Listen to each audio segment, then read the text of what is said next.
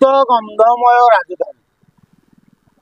ରାଜଧାନୀ ସହରରୁ ଏବେ ନା ଅଳିଆ ଉଠୁଛି ନା ଝାଡୁ ମରା ହଉଛି।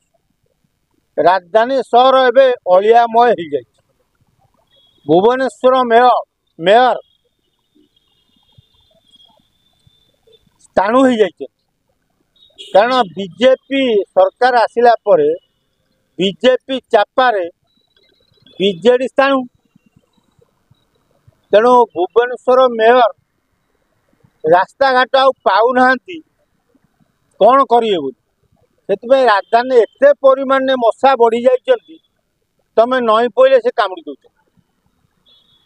ମଶାଙ୍କ ଉତ୍ପାତରେ ଭୁବନେଶ୍ୱର ଲୋକ ଅତିଷ୍ଠ ହୋଇଗଲେଣି। ମ୍ୟାଲେରିଆ, ଡେଙ୍ଗୁ ଭଳି ମାରାତ୍ମକ ରୋଗ ଧୀରେ ଧୀରେ ଭୁବନେଶ୍ୱର ବାସୀଙ୍କୁ ଆକ୍ରମଣ କଲେଣି। ମ୍ୟାଡାମ କରୁଛନ୍ତି କ'ଣ? ମ୍ୟାଡାମ ସୁଲୋଚନା କ'ଣ ଶୋଇପଡ଼ିଛନ୍ତି କି? ରାଜଧାନୀରୁ ଅଳିଆ ସଫା ହେଉନାହିଁ, ରାସ୍ତାଘାଟ ସଫା ହେଉନାହିଁ, ଖାଲି ଅଳିଆ ଗାଡ଼ି ପୁଳେ ରାଜଧାନୀରେ ବୁଲେଇ ଘର ଓନର ମାନଙ୍କୁ ବ୍ଲାକମେଲିଂ କରି ଧମକଉଛନ୍ତି, ତମେ ଯଦି ଅଳିଆ ନ ପକେଇବ ତମ ଘର ଉପରେ ଫାଇନ କରିବ। ଆରେ ତମେ ରାସ୍ତା ଅଳିଆ ସଫା କର, ରାସ୍ତା ଅଳିଆ ସଫା କରୁନ, ଘର ମାଲିକଙ୍କୁ ଧମକେଇବ। ବହେ ମାଇକିଣା ବାହାରୁଛନ୍ତି ବିଏମ୍ସିରୁ, ଖାଲି ଘର ଘର ବୁଲିକି ତମ ଅଳିଆ କାହିଁ ଗାଡ଼ିରେ ପଇଲେନି, ତମ ନାଁରେ ଫାଇନ। ରାସ୍ତାରେ ଫୁଟପାଥରେ ଦୋକାନ ବସିଥିବା ଗରିବ ଲୋକ, ଦୋକାନୀ ଗୁଡ଼ା ଯଦି ଜରି ଦି ଖଣ୍ଡ ଧରି ପକେଇଛନ୍ତି, ତାଙ୍କ ଉପରେ ବହେ ମହିଳା ବିଏମ୍ସିର ଦାଦାଗିରି ଦେଖେଇକି 200 100 ଚାନ୍ଦା ନେଇକିରି ଫାଇନ ତ କାଟୁନାହାନ୍ତି, ଚାନ୍ଦା ନେଇ ଜରି ଫେରି ଦଉଛି। କିନ୍ତୁ 1 ନମ୍ବର ହାଟ ଭିତରେ ଯୋଉ କୋଟି କୋଟି ଟଙ୍କାର ପ୍ଲାଷ୍ଟିକ ଜରି ବେପାର ହଉଛି, ବିଏମ୍ସିର ନଜର ପଡୁନି କାହିଁକି ନା ସେଠି ଯୋଉମାନେ ହୋଲସେଲିଂ କରୁଛନ୍ତି ସେ ଦୈନନ୍ଦିନ ସକାଳୁ ମେୟରଙ୍କ ଘରେ ନେଇ ଚାନ୍ଦା ଦେଇ ଯାଉଛନ୍ତି, ମାଛ ମାଂସ କୁକୁଡ଼ା ଦେଇ ଯାଉଛନ୍ତି।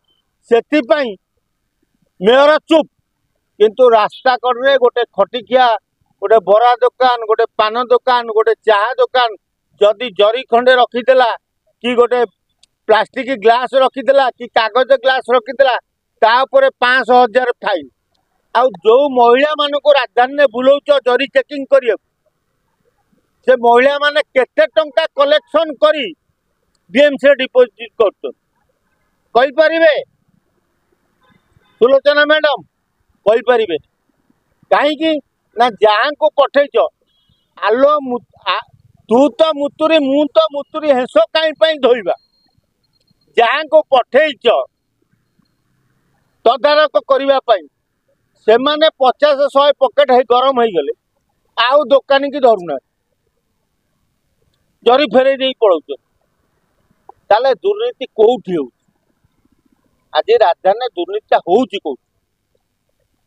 ସରକାରୀ କର୍ମଚାରୀ ମହଲରେ ହଉଛି ନା କୋଉଠି ହଉଛି? କଣ ମେୟର ବିକିଦେଲେ, ତେଲ ଯୋଉ ଆଉଛି ମେୟର ବିକି ଦଉଛନ୍ତି, ଆଉ ତେଲ ସ୍ପ୍ରେ ରାଜଧାନୀରେ ହଉନି।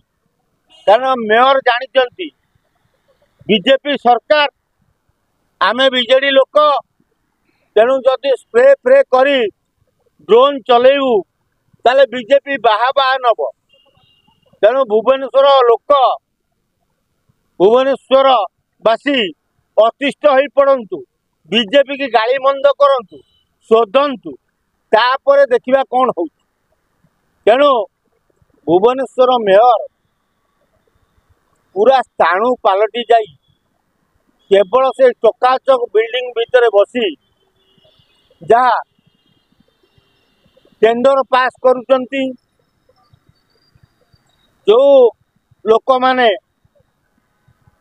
ଘର କରିବା ଲାଗି ନକ୍ସା ମାଗୁଛନ୍ତି ତାଙ୍କଠୁ ଲାଞ୍ଚ ନେଇ କେବଳ ମ୍ୟାଡାମ ସୁଲୋଚନା ତାଙ୍କ ପେଡ଼ି ଭରିବାରେ ବ୍ୟସ୍ତ। ତେଣୁ ରାଜଧାନୀବାସୀ ମରନ୍ତୁ କି ଯାଆନ୍ତୁ, ରାଜଧାନୀ ଅଳିଆମୟ ହେଉ, ଯୋଉ ଭୂତ ଗନ୍ଧ ହଉ, ତାଙ୍କର ଯାଏ କେତେ ଆସେ କେତେ। ତେଣୁ ଯଦି ଏମିତି ଆଉ 2 4 ବର୍ଷ ସୁଲୋଚନା ମ୍ୟାଡାମ ରହିବେ, राजधानी लोक गोड़ पकई पारे आउ मशांकर उत्पात रे राजधानीवासी हंतसंत होइकी मलेरिया डेंगू भली मारात्मक रोग छट छट होइकी मरिबे। आउ ड्रेन जो गंध पानी पशुची ये जिलानी पानी रे ताकू पी हईजा झाड़ा बांती लोक मरिबे।